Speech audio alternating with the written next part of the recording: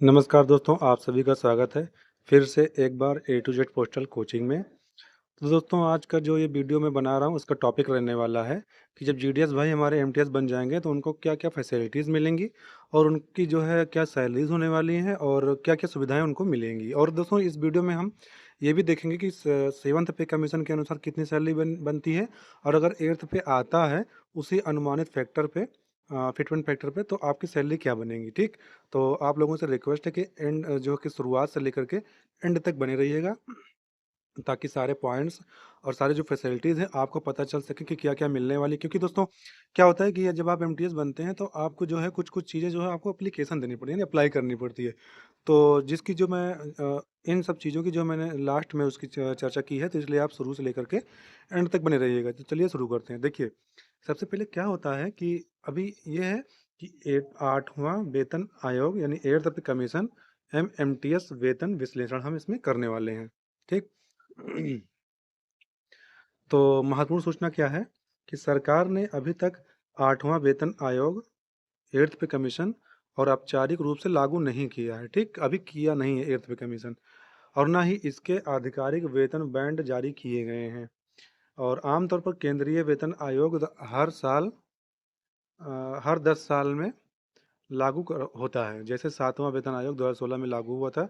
नीचे दिए गए आंकड़े ऐतिहासिक रुझानों और फिटमेंट फैक्टर के अनुमान पर आधारित हैं, ठीक? देखते हैं क्या कहता है पहला पॉइंट। वर्तमान स्थिति क्या है? अभी फ़िलहाल जो आपका 7वां पे कमीशन है, उसकी स्थिति क्या है? उसके अनुसार आपको कितनी सैलरी मिलती है? यानी जीडीएस से एमटीएस जो बने हैं, उनको क्या सैलरी मिलती है?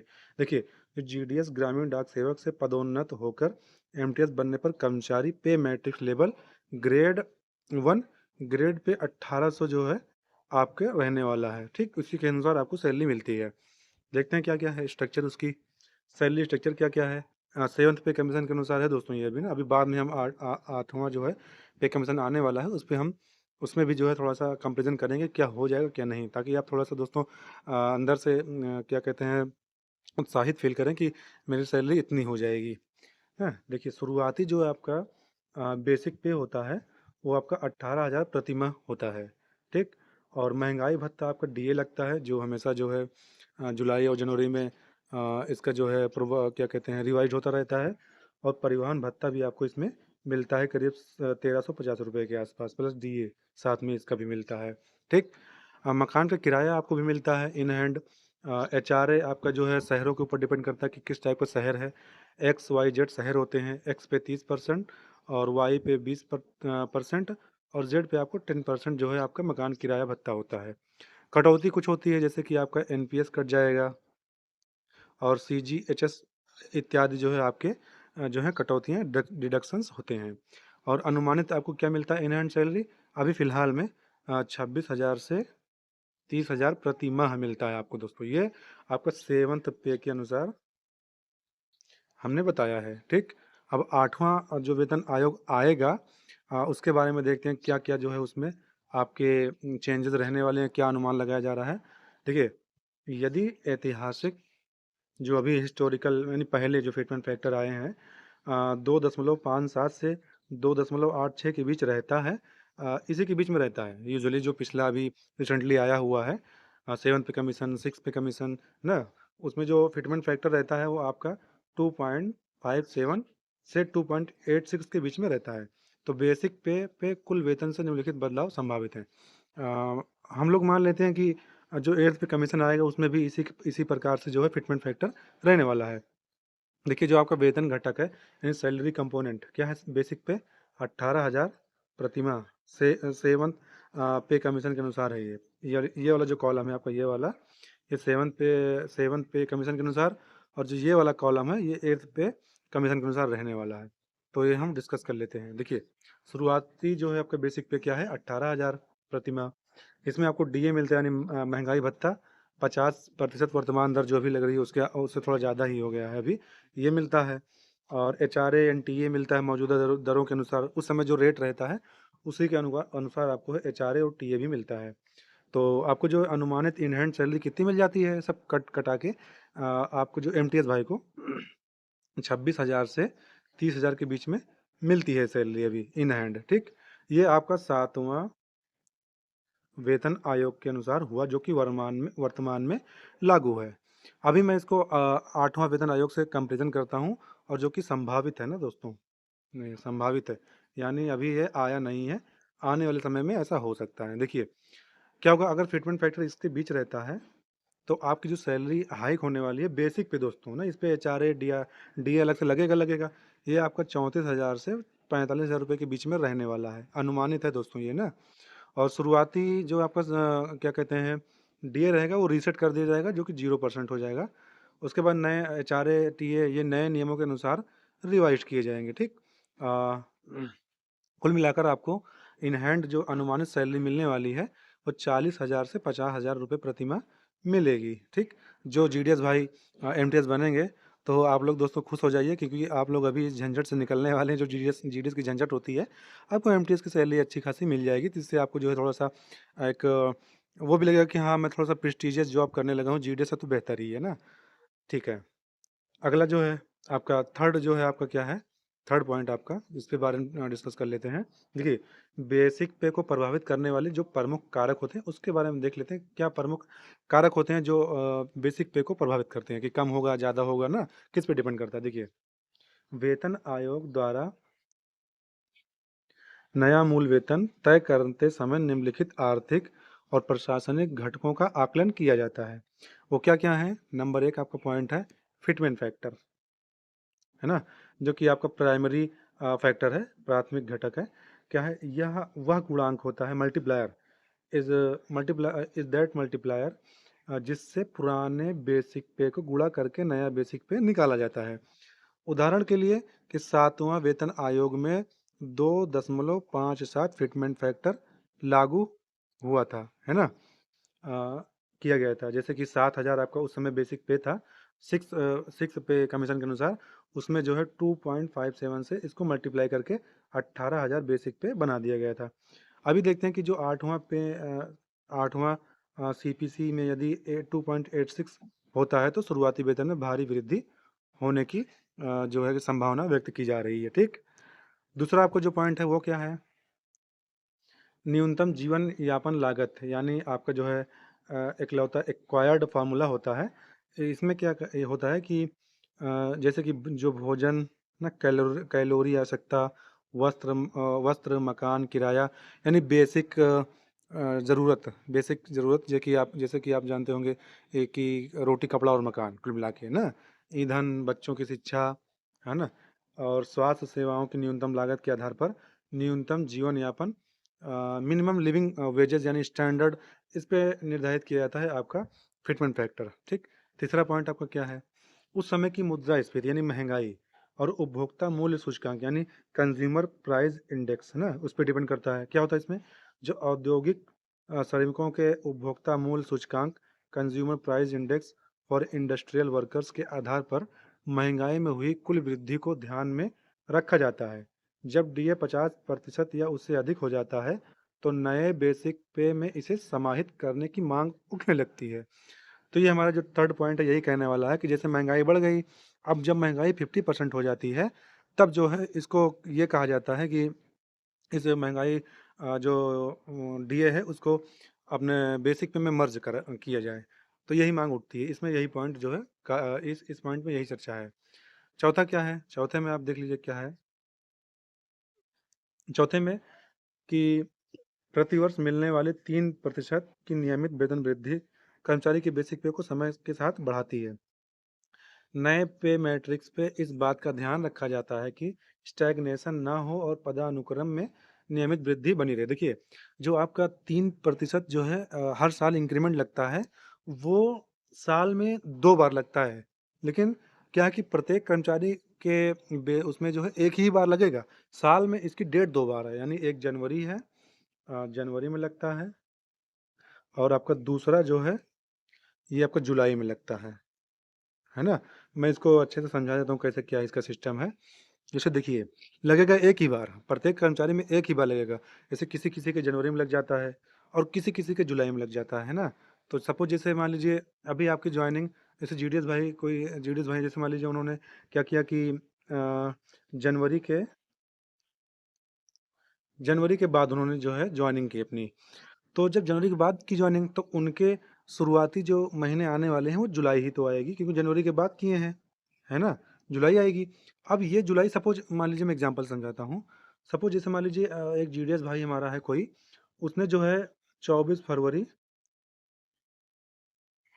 24 फरवरी 2022 को उसने जो है जो कि जॉइन किया जीडीएस, मतलब डिपार्टमेंट ऑफ पोस्ट में एज ए जीडीएस या एमटीएस ही बन गया किसी में। तो 24 फरवरी 2022 में उसने ज्वाइन किया। तो आप देखिए कि इसके जो ज्वाइनिंग के पहले जनवरी है उसमें वो शामिल नहीं हुआ। तो सबसे पहले उसके जो सबसे पहला महीना आएगा जिसमें लगता है बेसिक, वो क्या कहते हैं, इंक्रीमेंट, वो जनवरी ही तो आएगा। अब क्या हुआ कि जनवरी 2022 में उसकी जो है, सॉरी जनवरी नहीं, जुलाई आएगा, जुलाई। अब जुलाई जो है उसका जो है जुलाई आ गया।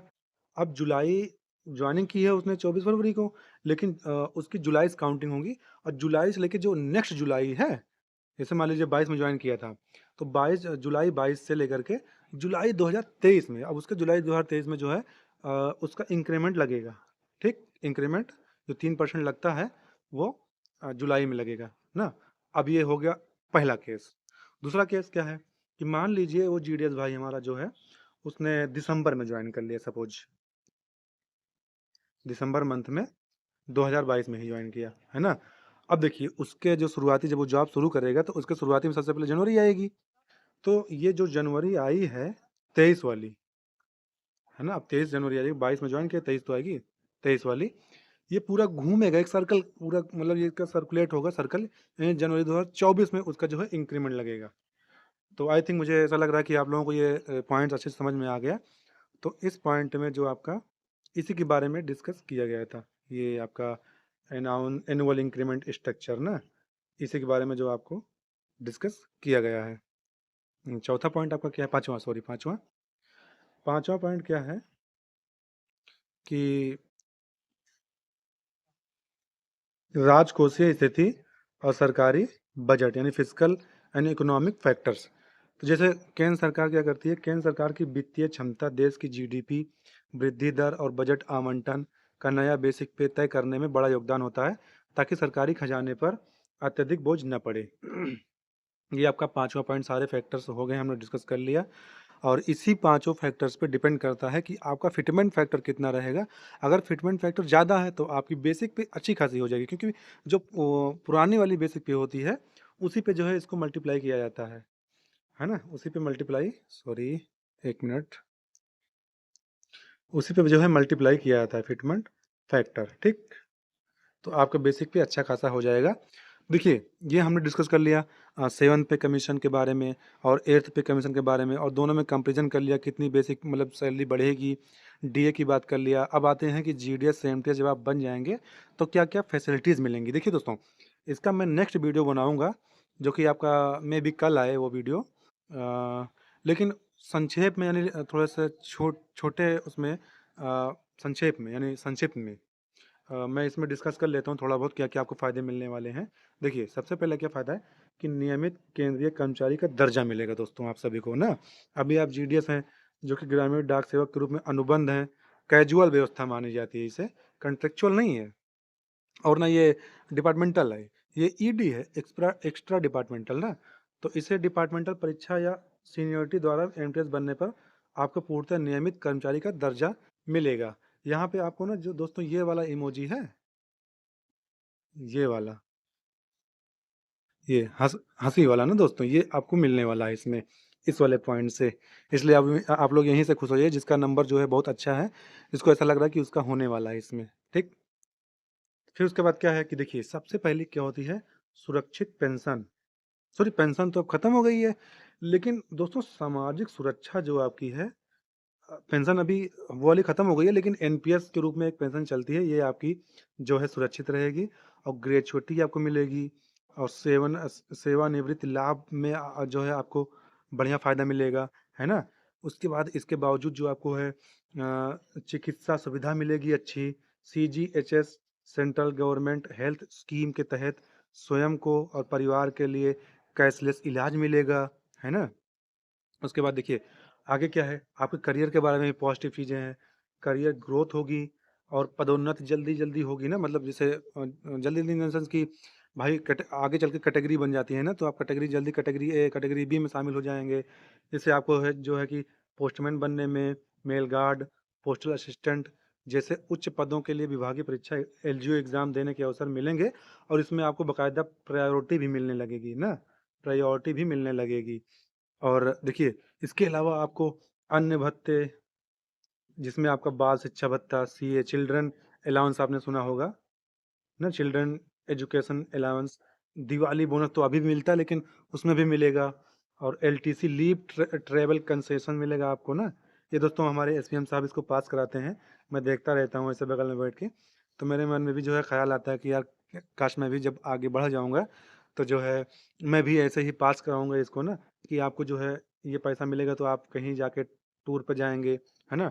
अपना टूर प्रोग्राम तय करेंगे, कहीं घूमने जाएँगे परिवार के साथ, और आपको अवकाश जो है आपको बढ़िया से लीव मिलने वाली है, अवकाश भुगतान, लीव एनकैशमेंट की सुविधा मिल जाएगी आपको, है ना? तो ये सब आपको जो है एक्स्ट्रा लीव मिल जाएगी। उसमें बहुत सारे लीव का वो पार्ट है, मैं उसको बाद में डिस्कस करूँगा कि उसमें क्या-क्या लीव ना, अर्न लीव होती है दोस्तों, अर्न लीव, है ना?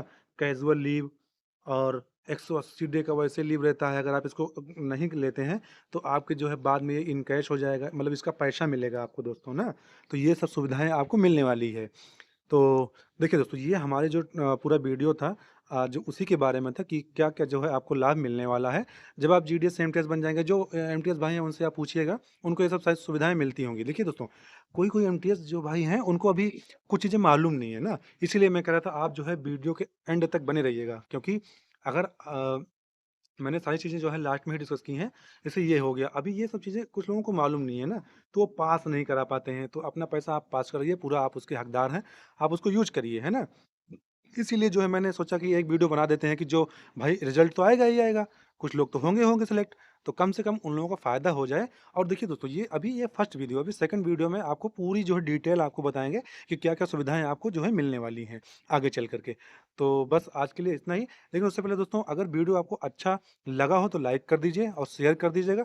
और दोस्तों देखिए, अगर कोई भी पॉइंट्स आपको लगे कि नहीं थोड़ा-सा जो है सजेशन किया जा सकता है, तो आप कमेंट में बिल्कुल अपना सजेशन दे सकते हैं। और आगे ऐसे ही वीडियोज़ के लिए आप चैनल को भी सब्सक्राइब कर लीजिए। और दोस्तों हाँ, देखिए डिस्क्रिप्शन बॉक्स में टेलीग्राम लिंक मैंने जो है दे रखी है ना? टेलीग्राम लिंक दे रखी है, आप जाके डायरेक्टली जो है उस पे क्लिक करिए और जॉइन कर लीजिए, क्योंकि वहाँ पे भी हम सबसे पहले अपडेट देते हैं, जो भी रिज़ल्ट आता है, कुछ भी जो है वहीं पे आपको अपडेट मिलेगी। और देखिए दोस्तों, आगे जो कक्षाएँ चलने वाली हैं फ्री ऑफ कॉस्ट, उसके लिए भी जो आपको जो है मेंबर बढ़ाने होंगे दोस्तों, क्योंकि 100-50 में जो है हमारा भी जो है उत्साह थोड़ा कम हो जाता है, रहता है, लेकिन फिर भी मैं करूँगा इसको कंटिन्यू। तो आप लोगों से रिक्वेस्ट है कि चैनल को सब्सक्राइब करिए और करवाइए अपने दोस्तों से ना, ताकि आप लोगों को सही से जो है सब जानकारी मिले, एक वास्तविक जानकारी, रियल जानकारी, और जो है आप अच्छा अपना फ्यूचर अच्छे से बना सकें और सिक्योर कर सकें। और ठीक है, नेक्स्ट वीडियो में मिलते हैं, तब तक के लिए जय हिंद, जय भारत।